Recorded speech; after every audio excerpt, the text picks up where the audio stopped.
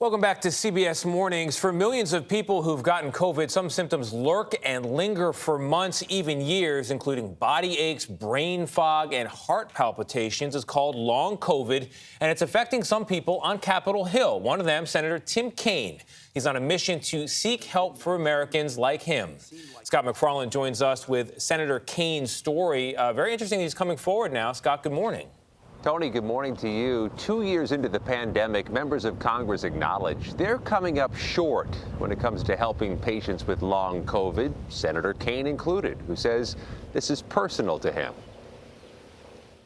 Literally the day I got COVID, I just felt like my nerve endings all woke up. They'd all had 5 cups of coffee, and they were just tingling and buzzing 24/7, and that's never gone away. Tim Kaine came close to being a heartbeat away from the presidency in 2016.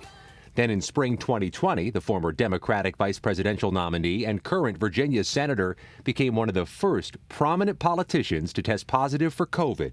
Now, nearly 2 years later, he's still fighting it. What does it feel like? I feel like you drop an Alka-Seltzer in the water and just watch it fizz. It kind of feels like that. It just kind of feels like a fizzing or buzzing nonstop. In your hands, in your feet? Oh, everywhere. So, I mean, I can feel it in the tip of my forehead right now. I can feel it along the tops of my legs. His symptoms are distinctive, but patients reporting long COVID symptoms are not at all unique. Others experience brain fog, persistent cough, and permanent loss of taste or smell, affecting up to 23 million Americans.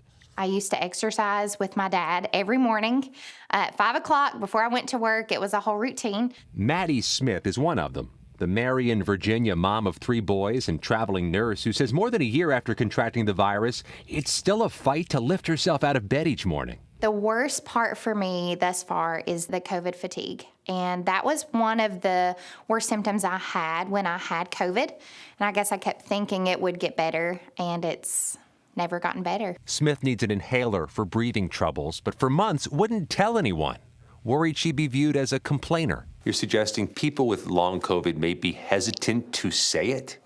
Absolutely. Concerned about the reaction? I think they're concerned they won't be taken seriously.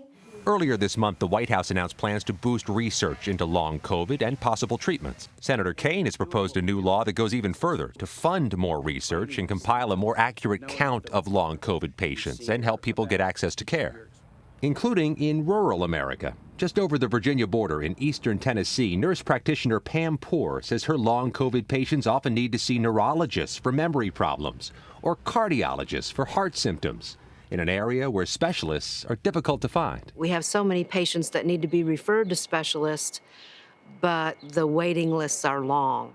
There's another hurdle in this area. Vaccine hesitancy remains rampant, and many are reluctant to seek tests or care for symptoms that aren't life-threatening.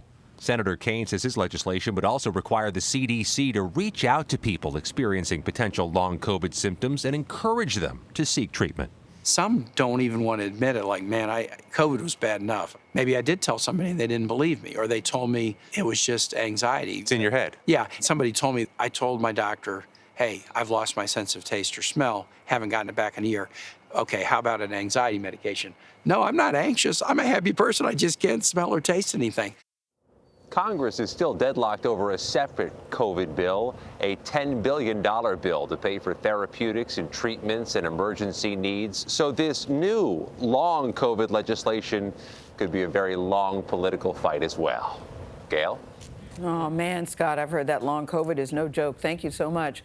That's why, guys, when people say, oh, if I get COVID, it's no big deal, I'll be able to recover, chances are you're right about that. But then you could be that case where you're months later talking about long COVID. Yeah, and it's a roll of the dice. And it's not about loss of life in that case. It's about loss of quality of life. That's 23 million Americans who are suffering from long COVID. So it's a huge number. Yeah. Can you imagine losing your taste or smell?